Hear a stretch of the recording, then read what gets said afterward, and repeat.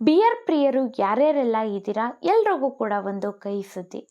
ಏನು ಅಂತ ಅಂದರೆ ಬಿಯರ್ನ ಪ್ರೈಸ್ ಅನ್ನುವಂಥದ್ದು, ರೇಟ್ ಅನ್ನುವಂಥದ್ದು ದುಬಾರಿ ಆಗಿದೆ ಅಂತಲೇ ಹೇಳಬಹುದು.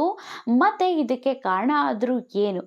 ಕರ್ನಾಟಕದಲ್ಲಿ 188 ಲಕ್ಷ ಲೀಟರ್ನಷ್ಟು ಬಿಯರ್ ಮಾರಾಟ ಕುಸಿತ ಆಗಿರುವಂಥದ್ದು ಅಂತಂದರೆ ಇಳಿಕೆ ಆಗಿರುವಂಥದ್ದು. ಇವುಗಳ ಬಗ್ಗೆ ಸಂಪೂರ್ಣ ಮಾಹಿತಿಯನ್ನು ನಿಮಗೆ ಕೊಡ್ತೇನೆ, ಎಷ್ಟೆಷ್ಟು ಜಾಸ್ತಿ ಆಗಿದೆ ಅನ್ನುವಂಥದ್ದು. ಅದಕ್ಕೂ ಮುಂಚೆ ನೀವೇನಾದರೂ ನಮ್ಮ ಚಾನಲ್ಗೆ ಹೊಸಬರಾಗಿದ್ದೀರಾ ಅಂತ ಅಂದರೆ ಸಬ್ಸ್ಕ್ರೈಬ್ ಮಾಡಿಕೊಂಡು ಈಗಲೇ ಒಂದು ಲೈಕ್ ಮಾಡಿ. ಇಷ್ಟಕ್ಕೂ ಬಿಯರ್ನ ಮಾರಾಟ ಕಡಿಮೆ ಆಗೋದಕ್ಕೆ ಕಾರಣ ಆದರೂ ಏನು? ಕರ್ನಾಟಕ ಸರ್ಕಾರ ವಿಧಿಸಿದಂತಹ ಟ್ಯಾಕ್ಸ್ನಿಂದಾಗಿ ಬಿಯರ್ನ ವ್ಯಾಪಾರ ಕಡಿಮೆ ಆಗಿರುವಂಥದ್ದು. ರೆಸ್ಟೋರೆಂಟ್ನಲ್ಲಿ ಆಗಿರಲಿ, ಬಾರ್ಗಳಲ್ಲಿ ಆಗಿರಲಿ, ಎಲ್ಲ ಕಡೆ ಕೂಡ ಬಿಯರ್ ವ್ಯಾಪಾರ ಅನ್ನುವಂಥದ್ದು ಕುಸಿತ ಹೊಂದಿರುವಂಥದ್ದು.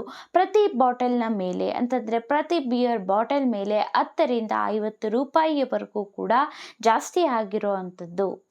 ಹೀಗಾಗಿ ಮದ್ಯಪ್ರಿಯರು ದೇಶೀಯ ಮದ್ಯದ ಮೊರೆಯನ್ನು ಹೋಗಿರುವಂಥದ್ದು, ಲೋಕಲ್ ಬ್ರ್ಯಾಂಡ್ಗಳನ್ನು ತಗೊಳ್ತಿರೋವಂಥದ್ದು.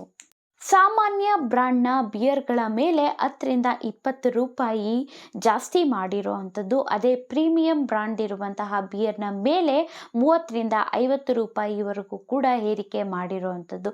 ಇನ್ನು ಜಾಸ್ತಿ ಆಲ್ಕೋಹಾಲ್ ಕಂಟೆಂಟ್ ಇರುವಂತಹ ಬಿಯರ್ನ ಮೇಲೆ ಗರಿಷ್ಠ ಬೆಲೆಯನ್ನೇ ವಿಧಿಸಿದ್ದಾರೆ ಅಂತ ಹೇಳಬಹುದು. ಈ ರೀತಿಯಾಗಿ ಬೆಲೆಯಲ್ಲಿ ಜಾಸ್ತಿ ಆಗಿರೋದ್ರಿಂದ ಮದ್ಯಪ್ರಿಯರು ಬಿಯರ್ಗಳನ್ನು ಕುಡಿಯುವಂಥದ್ದು ಕಡಿಮೆ ಮಾಡಿದ್ದಾರೆ ಅಂತ ಹೇಳಬಹುದು.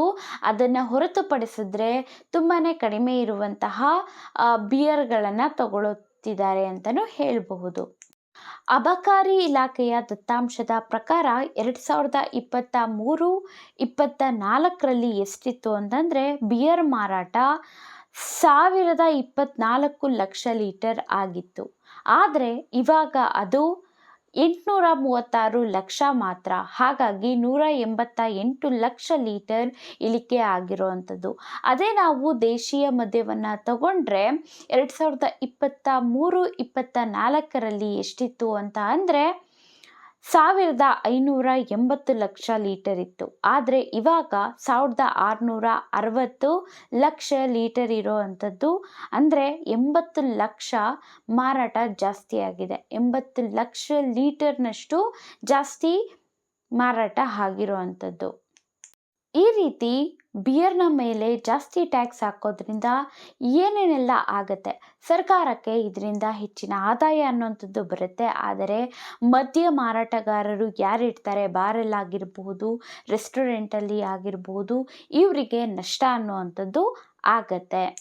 ಬೇಸಿಗೆ ಕಾಲದಲ್ಲಿ ಬಿಯರ್ಗಳ ಮಾರಾಟ ಜಾಸ್ತಿ ಆಗ್ತಾ ಇತ್ತು. ಆದರೆ ಈ ಸಲ ಜಾಸ್ತಿ ಬೆಲೆ ಅನ್ನುವಂಥದ್ದು ಇರೋದರಿಂದ ಲೋಕಲ್ ಬ್ರ್ಯಾಂಡ್ಗಳತ್ತ ಜನ ಹೋಗ್ತಿರೋ ಅಂಥದ್ದು.